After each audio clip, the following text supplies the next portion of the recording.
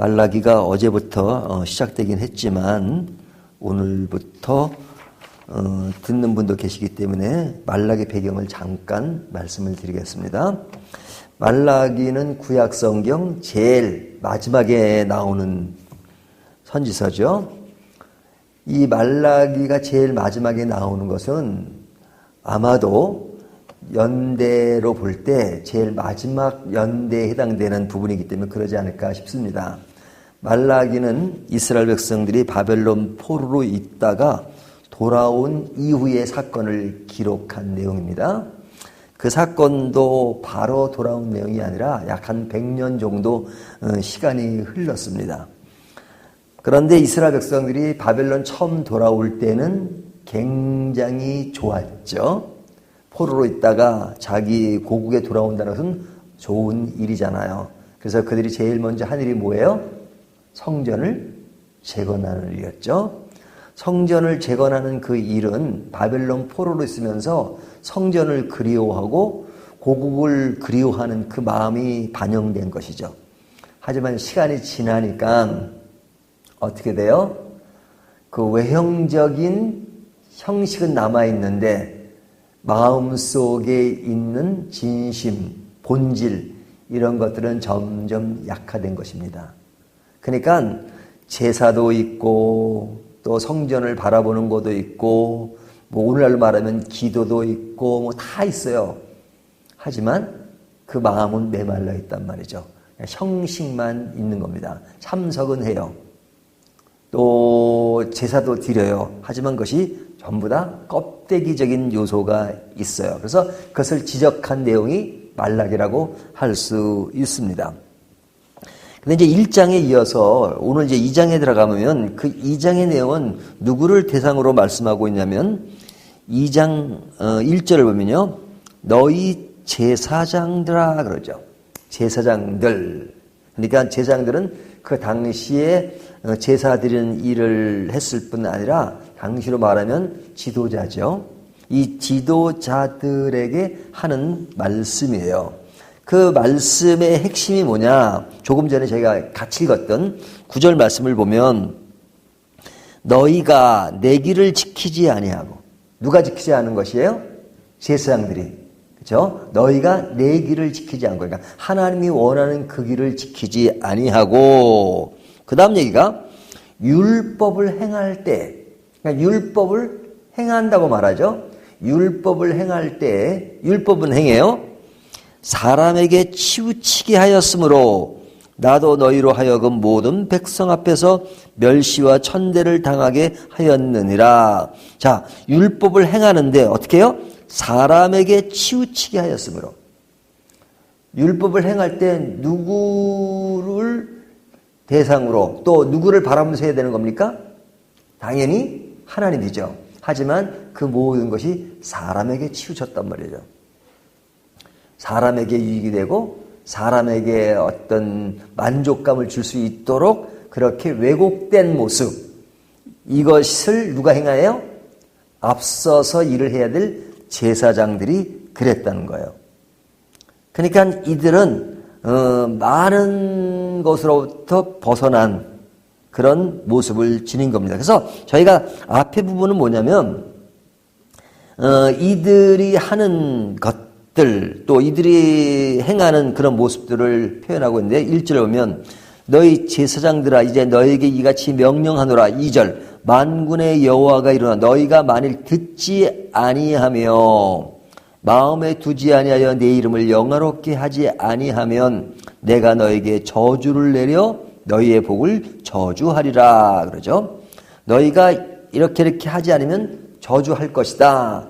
근데 이미 저주가 내렸다고 말해요. 그 다음에 보면 내가 이미 저주하였나니 그러잖아요. 무엇에 관해서 너희가 만일 듣지 아니하며 듣지 않았다는 거예요. 듣지 않았다. 또 하나님을 내 이름을 영화롭게 하지 아니하며 그러죠. 그러니까 하나의 가정법을 쓰긴 했지만 그들이 실제로 그렇게 하지 않았다는 거예요. 그러니까 하나님의 말씀을 듣지 않아요. 제사장이 하나님의 말씀을 듣지 않으면 끝난 거 아니에요?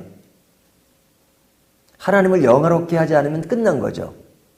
그러면 그들이 제사 일을 하지 않느냐? 아니에요. 하는 일은 다 해요. 제사 일도 하고 또 뭐 그들의 맡은 역할들은 다 해요. 하지만 하나님의 말씀을 듣지도 않고 영화롭게 하지도 않았다라는 말을 하는 겁니다. 그러니까 그렇게 하는 것은 뭐예요? 껍데기만 하는 거죠. 껍데기만. 하나의 종교심은 있고 또 하던 일들은 있으니까 그대로 하는 거죠. 하지만 그런 그들의 모습은 8절을 보면 뭐라고 말씀하고 있어요? 너희가 옳은 길에서 떠나 많은 사람을 율법에 거스리게 하는도다. 자, 하나님과 언약을 파괴한 이 사람들은 자기들만 잘못 나가는 것이 아니라 그들의 잘못으로 인하여 많은 사람들도 빗나간 길을 걷게 한단 말이죠. 그러니까 지도자 역할은 굉장히 중요합니다. 우리가 종교를 떠나서 일반 사회 정치에 있어서도 지도자가 잘못 가면요, 한 사람의 잘못 가는 것으로 끝나는 것이 아니라 많은 사람들이 잘못 가요. 교회도 마찬가지예요. 교회 목사의 중요성이 뭐냐? 그 한 사람이 어떤 생각을 가지고 어떤 신앙관을 가지고 있느냐, 어떤 목회관을 가지고 있느냐에 따라서 사람들이 영향을 받게 된단 말이죠. 좋은 영향은 참 받기가 쉽지 않은데 나쁜 영향은요, 어떻게 이렇게 쉽게 잘 받는지. 그래서 나쁜 영향을 고치려고 그렇게 애를 쓰면 또 어려워요. 그러니까 어려서 좀 고쳐지면 또 나쁘게 되는 것은 또 금방이에요. 그러니까 그것이 너무너무 힘든 겁니다. 그런데 좋은 일을 행하는 것은 많은 그 대가가 따르잖아요. 그러니까 안 따르려고 그래요. 편하고 또 자기 만족이 이루어지고 남이 어떻게 되든 내가 좋고 내가 만족되고 그런 것에 관심을 가지고 있기 때문에 이스라엘 백성들에게 선지자들에게 좋은 말을 해라, 또 우리를 좋게 하라 했던 것처럼 오늘날도 마찬가지입니다. 이 생각이 자기 중심적이 돼버리면 신앙도 자기 중심적, 또 삶도 자기 중심적으로 변하기 쉬워요. 그걸 요구해요. 그러면 그것을 요구하는 것에 대해서 진리를 왜곡하고 진리로 길을 가지 않으면 금방 넘어질 수 있어요.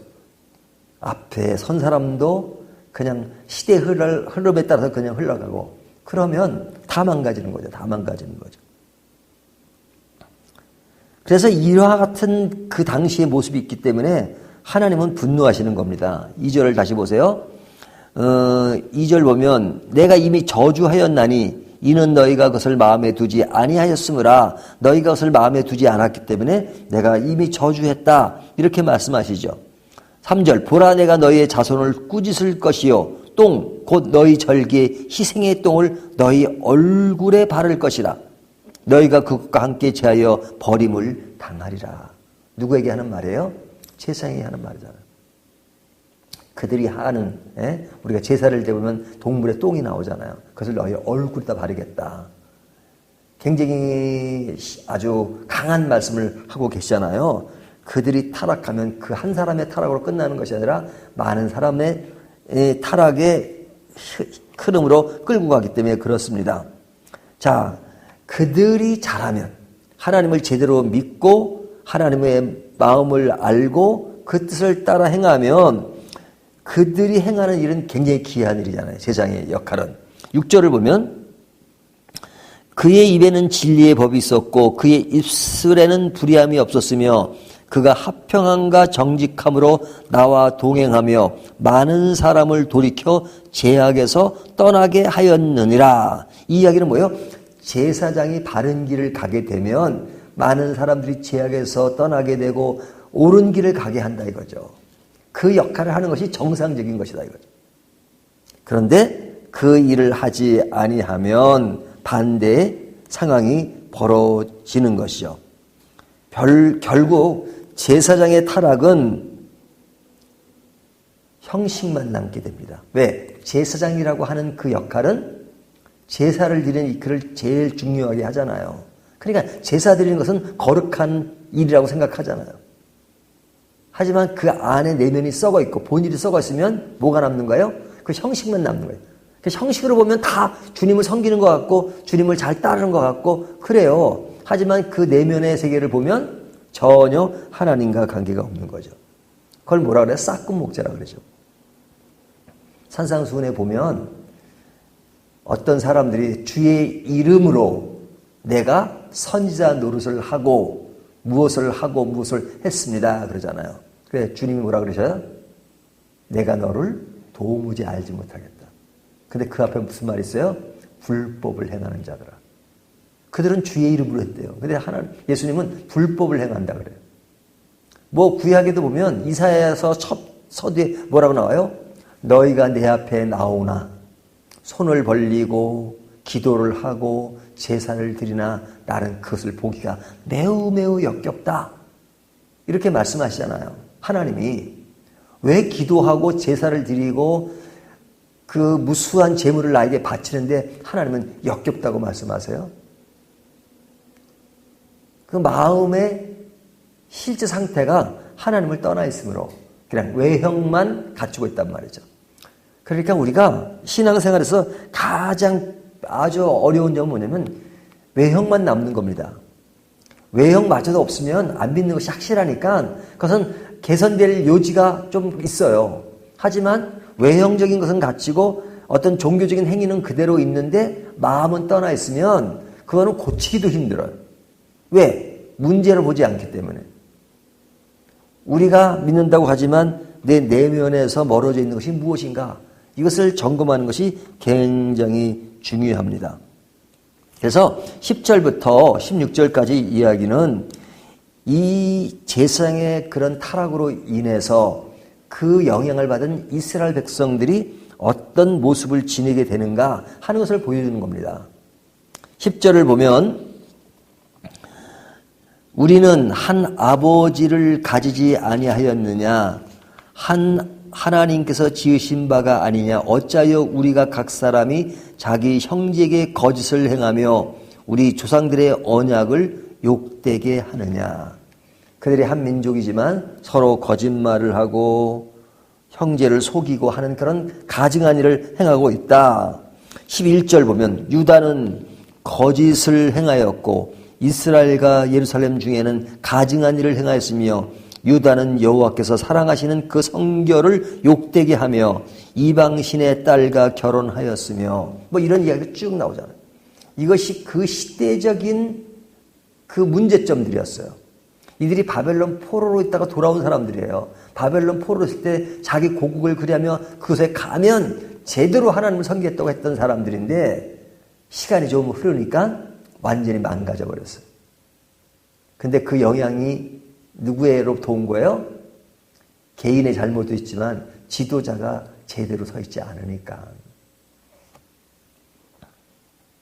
그래서 12절 13절을 보면 하나님의 분노가 표현되고 있는 겁니다. 하나님은 이런 것에 분노하시고 말라 선지자를 통해서 지금 이런 이야기를 하고 있잖아요. 자, 그렇다면 오늘 본문이 주는 메시지의 포인트가 뭔가? 먼저 제사장들에게 하는 얘기잖아요. 그럼 제사장을 우리가 오늘날 시대로 얘기하면 제사장이 누구예요? 목사만 제사장이 아니에요. 모든 교인이 다 제사장 역할을 맡은 거예요. 우리는 만인 제사장이라잖아요. 그러니까 우리가 앞에 나오는 지도자의 모습이 아니더라도 사실은 제사장의 역할을 맡은 자라면 우리가 맡은 곳에서 정말 이 진심과 본심이 사라지면요, 교회 껍데기만 남는 교회 특징이 뭐냐? 맨날 법 그래요. 이 법을 안 지키는 나라의 특징이 늘 법을 따라요. 매탕 매조에 뭐가 그래. 교회도 교회법이 이런데 싸우는 교회들 가보세요. 맨날 법 얘기만 하죠. 하지만 평온하고 믿음 안에 있는 교회는 법 얘기 별로 안 합니다. 그러니까 왜 법 얘기를 많이 하느냐? 형식만 남아있기 때문에요. 법 조항만 가지고 살아야 돼요. 사랑은 법 조항으로 사는 게 아니에요. 믿음은 법 조항으로 사는 게 아니에요. 그것은 아주 부수적인 겁니다. 근데 그 부수적인 것이 본질로 바뀌어버리면 문제인 것이죠. 그렇다면 얘가 지도자의 영향을 얼마만큼 발휘하고 있는가? 그리고 또 그런 것을 잘 판단할 수 있는 우리 자신이 돼야 됩니다. 그릇된 것에 대해서는 아니라고 말하고 바른 것은 옳다고 말하고 그래서 따르고 좋은 것을 분별해서 그것에 자기의 영향을 받을 수 있는 그런 모습이 되어야지만 우리도 발전할 수 있는 겁니다. 그러니까 어떤 위치에 있든 그런 것들을 분명히 해야 서로가 발전한다. 교회도 교인들이 그냥 말씀도 안 보고 그냥 엉망으로 살면, 그리고 어떤 얘기를 해도 다 뭐 듣거나 그러면 그냥 목사는 그냥 자기도 그냥 똑같이 따라가요. 하지만 교인들이 그냥 분명하고 아주 철저하고 그리고 하나님의 사랑에 대한 가면 목사도 함부로 목회를 못하죠. 그러니까 똑똑한 교인이 있어야 똑똑한 목사가 된다는 말이 있어요. 우둔한 교인이 있으면 목사도 우둔하게 돼요. 또 반대가 될 수도 있고요. 진짜 제대로 된 목사가 제대로 된 교회를 만들 수 있고, 그리고 또 시대에 따라서는 제대로 됐음에도 불구하고 많은 사람들이 따라주지 않으므로 또 고통을 당하기도 하고 그렇습니다. 자, 이것을 우리가 누구에게 적용하기보다는 내 자신에게 나는 무엇에 영향을 받고 살고 있는가 하는 것을 다시 한번 생각하는 저와 여러분이 되시기를 주님의 이름으로 축원합니다.